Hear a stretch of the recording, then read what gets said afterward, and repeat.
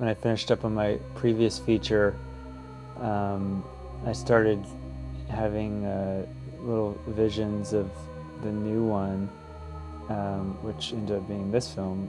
And I started making drawings and storyboarding and started writing like the basic skeleton of the script. I wanted to make a film about a character who was not living for this world, but was living for life after, and how that would influence how they lived their life, like by what they did. On top of that, I wanted to explore the Book of Revelation, and I wanted to animate it. I figured the character would start reading at the beginning of the film and then start having visions. And those two core concepts were basically what I wanted to do. And those came to me similar to my first film, Imagination. This film would be dealing with two adults, a woman who is an Eastern Orthodox believer who is quiet and more pious, but develops into, kind of comes into her own and breaks out of her shell in a way as the story develops between her and Chris, who plays Michael in the film, the, you'd say, hacker or just freedom fighter against government surveillance in many forms. Playing the character of Michael Vanderwick was fun. It was definitely challenging because it's something like where I got a chance to play more of like a masculine side to me, which I've never done before. Like I've usually done like comedies and everything like that, whatever before, something soft or kitschy or, but this is something where it's, I don't know, it's definitely a dramatic role, which is something I've always wanted to do. Like I wanted to tap into something that was like me, but sort of like the me that wants to take charge, that can take charge, who is a leader kind of thing. Because I'm just like, whatever, great. They're both trying to help, like they really want to help and like do good in the world, but they have very different ideas of how to do that. And Evelyn, in a way, is she's like very pure and very just wanting to do good and like help people, and Michael's character is way more like he wants to help people. That's his whole thing, but he'll also start a war if like that's what it takes, you know. And she really just doesn't want anybody to get hurt. And she definitely doesn't want Michael to get hurt because he means so much to her. With the two main actors, Evelyn and Michael, for Evelyn, she really just wants to help people and to serve people, but at the same time she's dealing with these intense visions she's having. And also she's living in an environment that where everything is kind of totalitarian. And I imagined through a lot of her activism and helping the community, she met Michael along the ways, who also wants to help people, but he's coming from a more radical perspective, fringe conspiracy hacktivist who is paranoid, but for good reason, because in the world they're living in. So even though they're quite different characters, they still have a common goal. They try to understand each other's differences, and it even causes friction within the film, but I feel like that was interesting. She's afraid of things that are too radical, and then he's critical of her for, doing methods that are too soft or not enough to affect a real change. They also don't trust each other completely, so they have to go through many different struggles in order to gain trust. I think she grows throughout the film and comes to realize, okay, maybe traveling away isn't the answer, even though she wants to help and be there. But I think she also finds out that she really needs to be at home and help her friend. And she knows that if Michael does this on his own, it will probably not have a good outcome.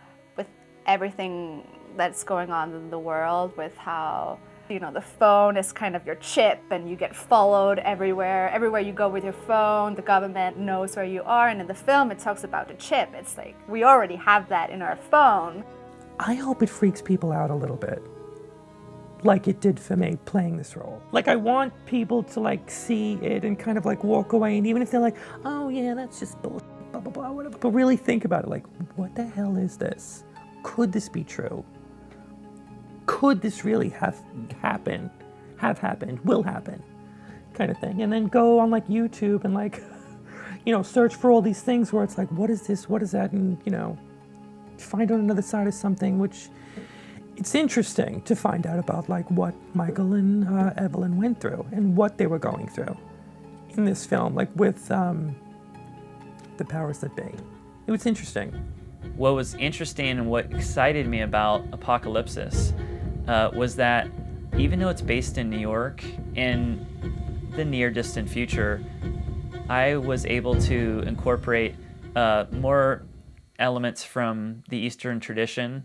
I used a lot of the dulcimer and the percussion of a few different areas of the world, Middle Eastern and some African percussion, because I wanted to create a sense of unfamiliarity, almost like it was a foreign feeling, yet it was in New York.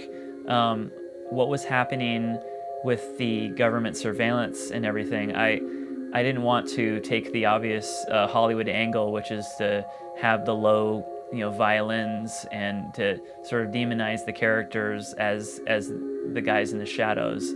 I wanted to make something that was unfamiliar and actually uncomfortable. When he goes off the grid, I wanted the sound to accompany him into the unknown. And I wanted to play around with, it was really refreshing to come back to electronics, even though there is live orchestra to some extent in this film. There are Eastern instruments, but to return to that sort of sonic landscape again. I'd written a symphony and I was very constricted by the instruments in the Western orchestra, the Western scale. And so for me, it was a breath of fresh air to not have to worry about instrumentation, orchestration, and just to think of in terms of the sound itself, the sonic landscape, as I said, and also to perform the sound design.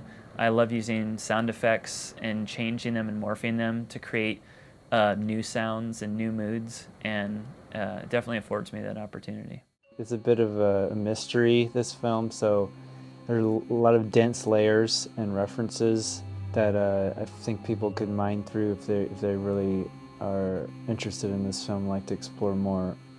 I wanted the animation not to just to comment on the film, but to just be a fluid part of the whole fabric of it, and strong enough so that Evelyn's decisions and reactions that she makes based upon those visions affect the plot of the film and basically her character arc throughout it.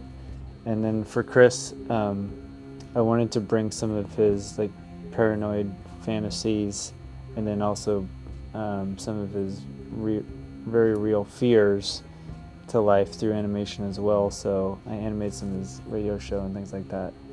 For the live action, because I did it, I was a cinematographer, I wanted to bring that same eye and intensity of the visual to the live action. So I did a lot of shooting for this film, and I tried different techniques to emphasize the emotion throughout the film. Also, for some of the sci-fi and dystopian footage, I tried to create an environment in this film of a heightened environment based on like surveillance, mind control and tagging and infiltration of like early cyborgian technology, people having to put technology inside their bodies against their will. Also like a dark spiritual element that's being forced upon people, where the main characters are trying to